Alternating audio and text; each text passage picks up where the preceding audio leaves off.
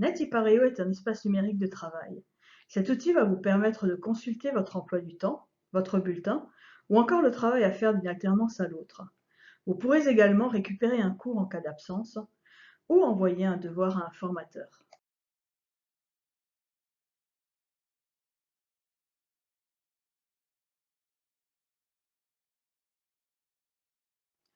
Pour consulter un point particulier de ce tuto, faites-le avancer jusqu'au minutage voulu.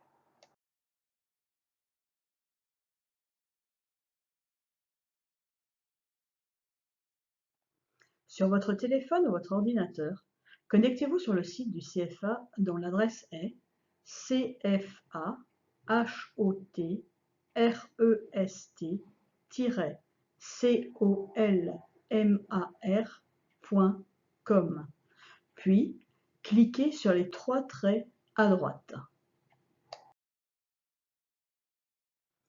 Cliquez d'abord sur iPareo, puis sur Accéder au portail NetIpareo.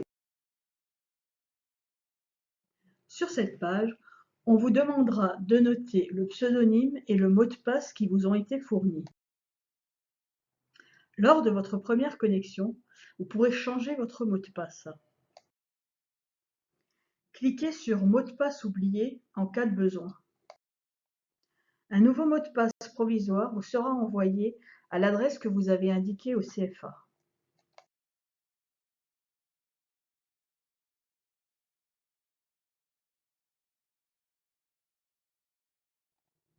Le mur NetIpareo se compose de 4 onglets: Fil d'actualité, Séances à venir, Travail à faire et Évaluation. Le fil d'actualité ressemble à tous les murs des réseaux sociaux que vous utilisez.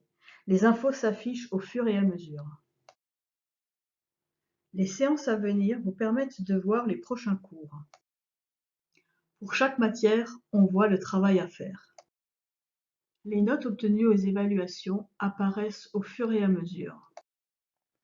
Pour consulter un document, vous devez d'abord accéder à la version de bureau de l'application si vous utilisez un téléphone. Si vous utilisez un ordinateur ou une tablette, vous pouvez sauter cette étape. Pour accéder à la version de bureau, il faut d'abord cliquer sur les 3 traits, puis sur Version de bureau. Dans cet exemple, il y a 2 documents à consulter. Cliquez sur l'un des deux. La page qui s'affiche vous montre que le document est à consulter, en 1, que le document peut être téléchargé, en 2, qu'une fois le téléchargement effectué, il va falloir cliquer sur Marquer le document comme lu, en 3, pour que le formateur sache que vous avez bien pris connaissance du document. Les formateurs envoient des fichiers au format PDF, vous pouvez les lire sur n'importe quel support, ou au format Docs, il s'agit là d'un document Word.